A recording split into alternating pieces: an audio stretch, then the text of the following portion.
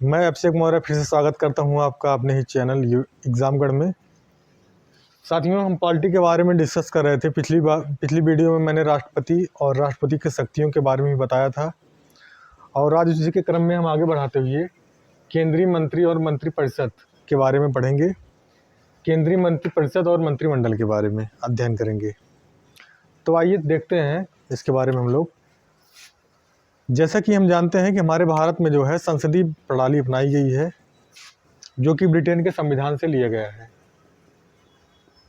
संसदीय व्यवस्था।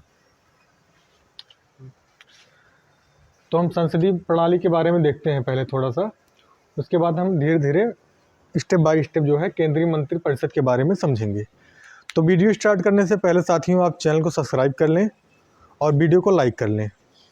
आइए देखते हैं हम राष्ट्रपति। तो साथियों, जैसा कि हमने पिछली वीडियो में पढ़ा था कि कार्यपालिका का हेड जो है राष्ट्रपति होता है। तो राष्ट्रपति जो है, राष्ट्रपति हमारे संविधान में अनुच्छेद 52 में दर्शाए गए हैं। तो साथियों, मंत्रिपरिषद के बारे में जानने के लिए हम लोग को दो अनुच्छेद पढ़ना बहुत ही ज़रूरी है। अनुच्छेद 74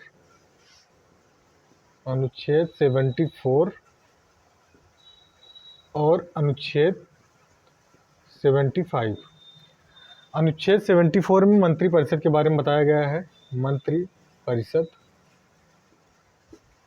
और अनुच्छेद 75 में प्रधानमंत्री के बारे में दर्शाया गया है, पीएम के बारे में।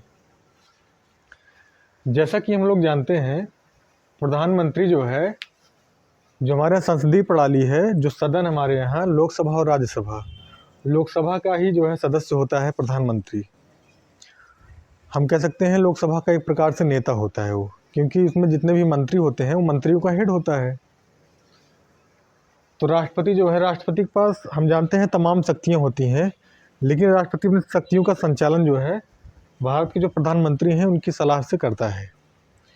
तो हम इस तरह से देख रहे हैं कि प्रधानमंत्री जो है राष्ट्रपति का सलाहकार होता है, मुख्य सलाहकार होता है। ठीक है।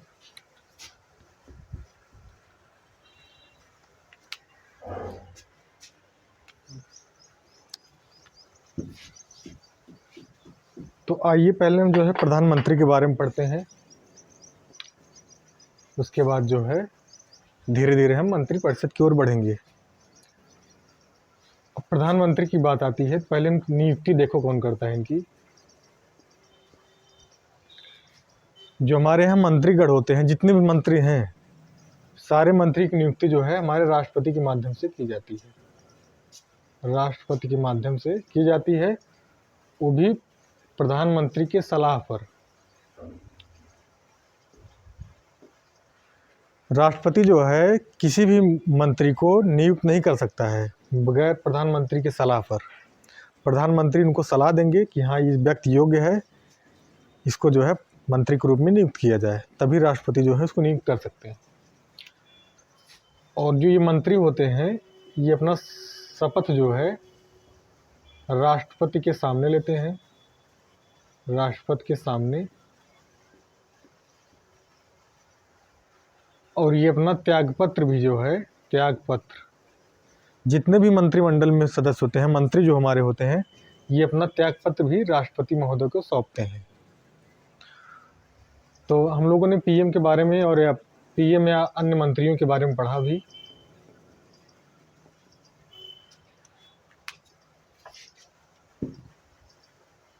अब आती है जो है मंत्री, जो मंत्री बनते हैं, मंत्री के लिए योग्यताएं क्या होती हैं। जो हमारे भारत देश में मंत्री के रूप में रहते हैं, उनके लिए योग्यताएं क्या है।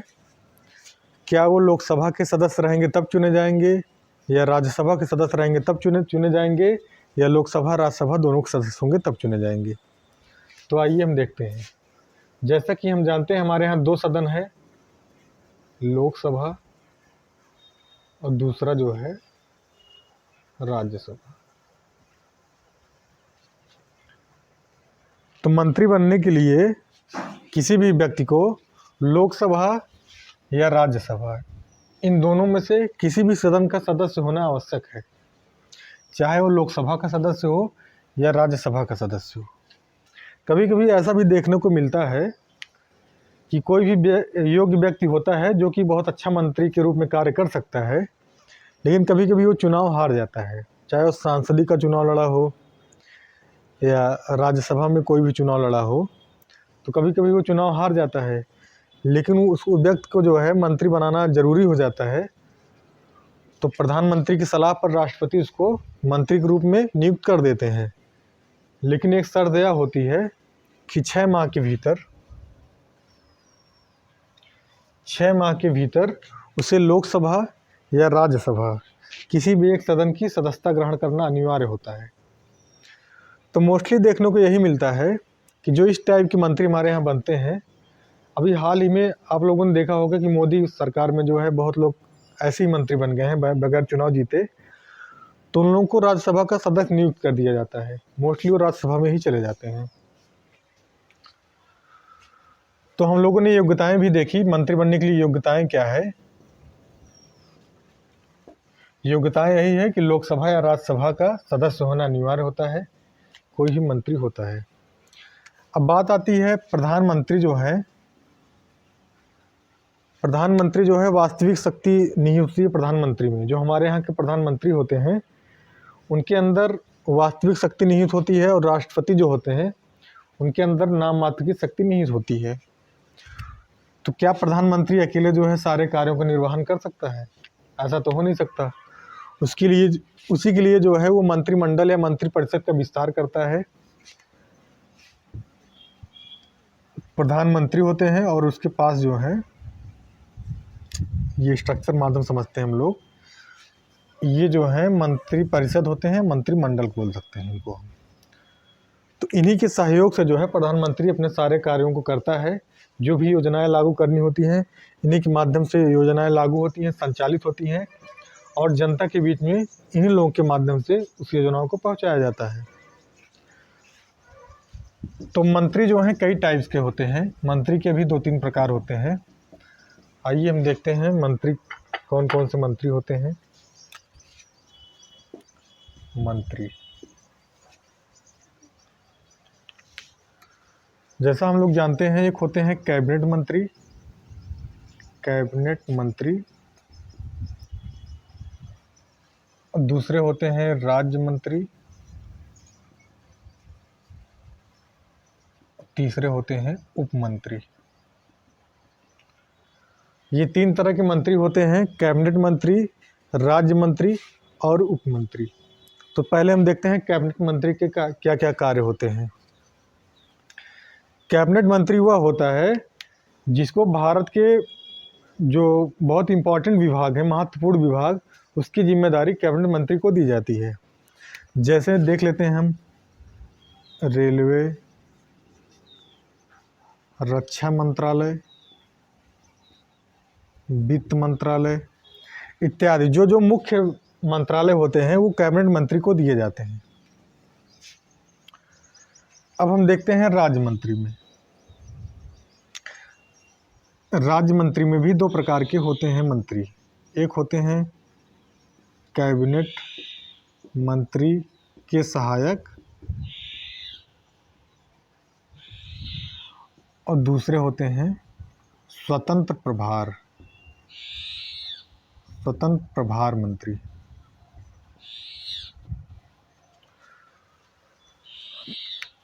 तो हम राज्य मंत्री में देखते हैं। राज्य मंत्री में होते हैं कि एक कैबिनेट मंत्री के सहायक होते हैं और दूसरे होते हैं स्वतंत्र प्रभार। तो कैबिनेट मंत्री के जो सहायक होते हैं, ये जो कैबिनेट मंत्रालय जिसको मिला रहता है, जैसे रेलवे, रक्षा, वित्त डिपार्टमेंट जिसको मिला है, उनके सहयोग करते हैं। ये जो कैबिनेट मंत्री सहायक होते हैं ये उनके सहयोगी होते हैं। और दूसरा होता है स्वतंत्र प्रभार। स्वतंत्र प्रभार में जो छोटे छोटे मंत्रालय होते हैं, वो छोटे छोटे मंत्रालय स्वतंत्र प्रभार मंत्री को दिया जाता है, वो स्वतंत्र तरीके से कार्य करते हैं। और हम यहाँ देखते हैं उपमंत्री। उपमंत्री को जो है प्रशासनिक मंत्रालय उप मंत्री जो होते हैं, इनको प्रशासनिक कार्य दिए जाते हैं। भारत के प्रशासन के जितने भी मंत्रालय होते हैं वो उप मंत्री के पास होते हैं। इस तरह हम लोगों ने समझा कैबिनेट मंत्री, राज्य मंत्री और उप मंत्री के बारे में। कैबिनेट मंत्री वह होता है जिसे इम्पोर्टेंट मंत्रालय दिए जाते हैं। राज्य मंत्री वह होता है जिसमें कैबिनेट मंत्री के सहायक एक पद होता है और दूसरा होता है स्वतंत्र प्रभार। उप मंत्री होते हैं वो प्रशासनिक कार्यों को देखते हैं। तो हम लोगों ने मंत्री के बारे में भी पढ़ा।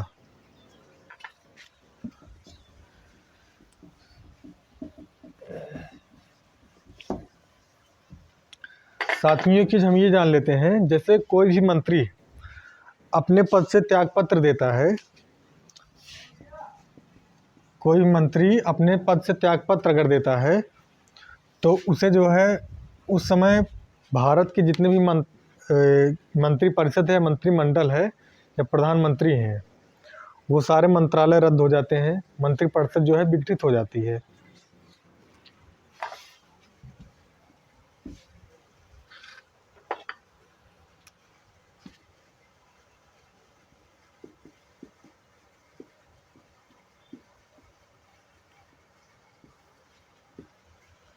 मंत्रिमंडल में हम देखते हैं, मंत्रिमंडल हम उसको बोलते हैं जो प्रधानमंत्री की सहायता करने के लिए जो अभी हमने पढ़ा, राज्य मंत्री, उप मंत्री और कैबिनेट मंत्री, ये सारे लोग मिलके और प्रधानमंत्री के नेतृत्व में जो ये सारे कार्यों का आयोजन करते हैं, सारे कार्यों का जितने भी कार्य होते हैं संचालन करते हैं, उसी पूरे समूह को हम जो है मंत्रिमंडल के नाम से जानते हैं।